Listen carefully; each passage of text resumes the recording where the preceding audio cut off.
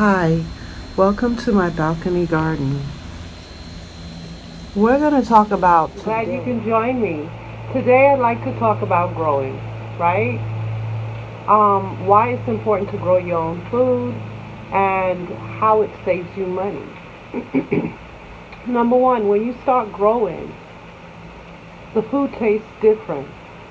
Reason being, um, you don't have the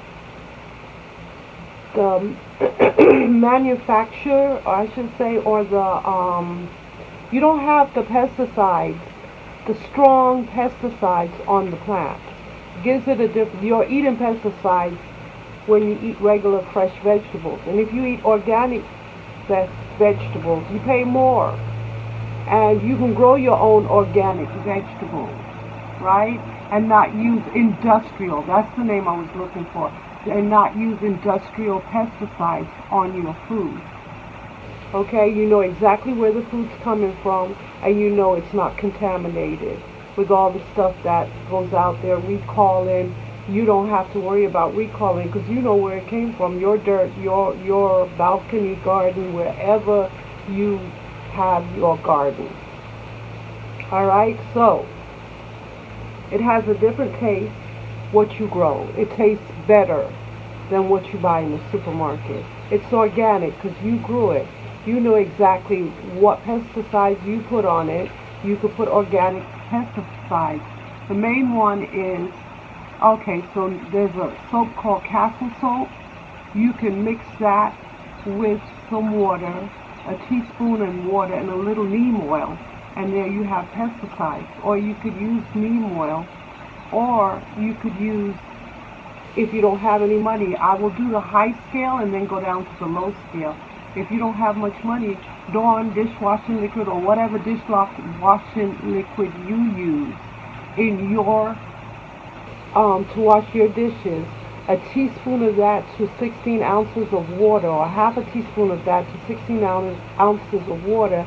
Add a little olive oil and spray your plants. Get rid of the bugs, right? You could do that. Fertilizer. Instead of getting the vegetables from the store that has industrial fertilizers on it, you can make your own fertilizers for your plants. And it's real easy. Organic fertilizer. When you eat a banana, chop up that banana, put it in a jar. When you eat whatever fruits you eat, the skin can go in a jar. And if you're cooking pasta, rice, potatoes, whatever the water you boil your potatoes, rice, or pasta in, you pour off that water into the jar. Let it cool, pour it into the jar, and leave it with whatever fruits and stuff you put in there, skins. Let it sit for 3 days, and you have yourself some fertilizer, some potent fertilizer, because now it's concentrated, and now you might have to dilute it with water to water your plants with it, right?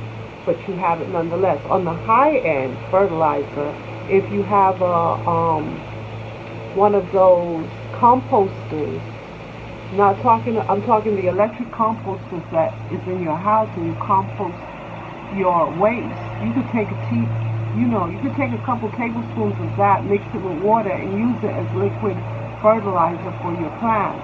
Not only does it make the dirt the compost to mix with the dirt to enrich the dirt, but you can also put a couple tablespoons into a bottle and fill it with water and use it as liquid fertilizer, right? That's from the high end. On the low end, you could make your own compost. And if you don't have the room to make your own compost, you could do the simple one where you cut the banana or whatever fruit skin up and put it in a mason jar and put, like I said, rice water, potato water that you boil the potatoes in, the starch, or you could use pasta water, the water that you boil your pasta in. Let it sit for 3 days, and you have fertilizer, organic fertilizer to put on your plant. So therefore you know exactly what's going into your plant. Okay, so then after that, let's talk about space, right? Space, Okay, so let's say you live in an apartment. If you have a balcony, you can start a garden on the balcony. If you don't have a balcony, you live in an apartment, you don't have a balcony, there's a couple of things you can do. Because I've seen people with a lot less space and have a farm, almost a farm in their house, right? You can dedicate a corner of your apartment, just a small corner, and on the high end, you can on the high end you can dedicate a corner and put a hydroponic tower garden there where you can grow anything on that tower.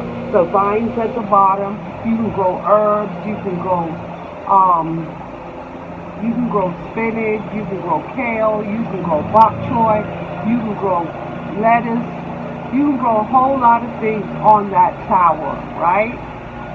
Or you can get a desktop hydroponic system, put it on your kitchen counter and grow there. You can grow certain things there. I know for me alone, 2 heads of lettuce is more than enough for me. Growing 2 heads of lettuce and doing the cut and come again, I have more than enough lettuce until it bulks. I say that to say if it's you and another person, 4 heads of lettuce, 4 pods, that's 4 spaces on the desktop or, on the tower that you can grow lettuce, and you and your person, whoever you're with, will have enough lettuce to last. Once you're just cutting what you need and coming again.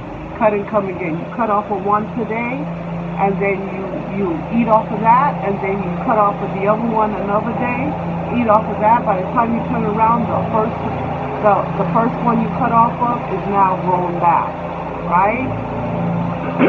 And if you have 4, like I said, yeah, you'll have more than enough. So usually the desktop comes anywhere from 8 pods, 8 little plant sections, to 12, the desktop ones, to 24 or 20, right? You can get the tower. The tower has 30. It's a long, slender tower that can go in a corner where there's light, and you can go ahead and you can put 20 plants, 30 plants in there, 30 in the tower, right? Excuse the noise. They decided to cut the grass. I'm sorry, I have no control over that. But also, let's say you can't afford the desktop tower or the garden tower, the desktop pod hydroponics or the tower garden hydroponics.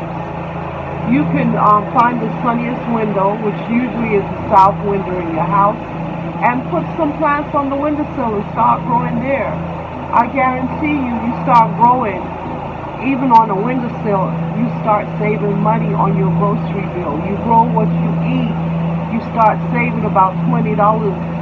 And let's say you save $20 a week off your grocery bill. You might like $20 is really not that much, but it is much. If you buy groceries every week, $20 is $80. $80 for the month you're saving. Now, if you grow more stuff and you start saving $40 for the week, right? $40 for the week. You save $40 a week for the month, you're saving $160. $160. That's a lot of money to put back in your pocket. Growing your stuff. And then if something happens, you always have food in your house, fresh food that you can eat from. There's certain things you can come and cut again. You can come and cut again off of lettuce, so you keep it growing and you cut it down. You keep it growing and you cut it down. You got lettuce, you got bok choy, you got kale, you got spinach, you got something called callaloo that you can cut it and then it'll grow back and you cut it again. All of those will come cut again, right? That you can grow and keep cutting from it while it keeps growing and you can cook from it, right? There's so many things that you can grow. There's a vast variety.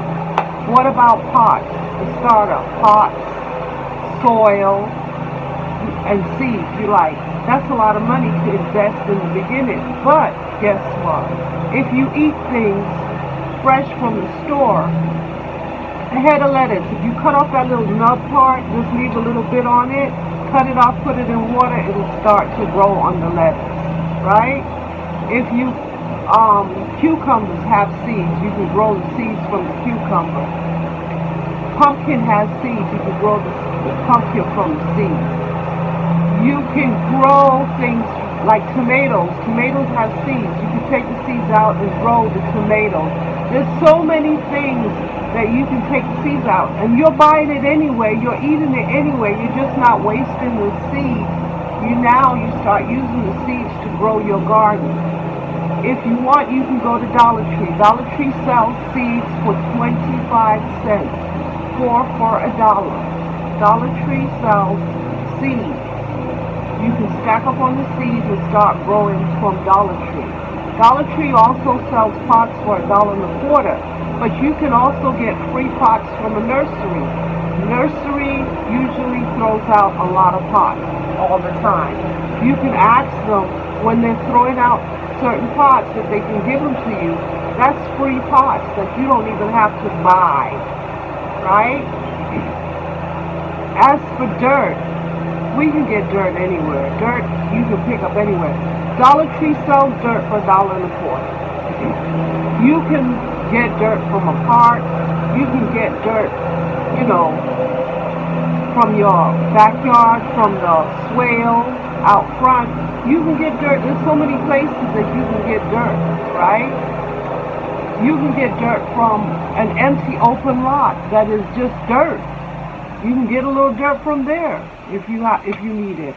You can get dirt from anywhere. You can go to a construction site, ask the people, do you have any extra dirt that you're carting away? I'll take some of it, and they'll give you some, right? If they're carting it away and they have to get rid of it anyway, they'll give it to you, right? So you can start out with very little money growing food, but once you get it going and get the hang of it, yeah, there are going to be a few failures. Yeah, everyone has failures, not just you. Me and everybody else that's on here and act like they're perfect and have the perfect garden all the time. No, we all have failures. We all have those oops, what happened, right? But we keep going. We keep going. So the important part is not to give up, to keep going. Do your gardening, expand it. You can expand it by, if you have a sunny window, you can get a little shelf and put up there and put your plants on the shelf in front of the window. Let it get some sunlight, right? There's some people that put it outside their front door, at the side of their door so it could grow, and bring it in at night, right? There's so many ways. If you really want to grow your own food, start off a little bit and keep it moving. You'll be surprised how much money you save, how you won't have to buy this and that. Also, you could save money by stop buying ready-made stuff. Make it yourself. Bake your cakes yourself, slice it up, put it in the fridge. When you need a slice of cake, you have cake there. Make muffins. Make your own stuff. It's cheaper. It's a whole lot cheaper. Just saying, if you really want to save money, right? But those are a few tips from gardening. And also when you water your gardens, especially if they're in containers, always stick your finger in the container. If you stick your finger down about a half inch or an inch and it's wet, don't water that. Let it sit for a little while to dry out. The plants do not like it soggy all the time, right? So let it dry out and then pour the water in. Give it a good soak in, right? Just a couple tips from me. I'll be back later with some more. But enjoy your day and have a wonderful day. Thank you for joining me. Bye.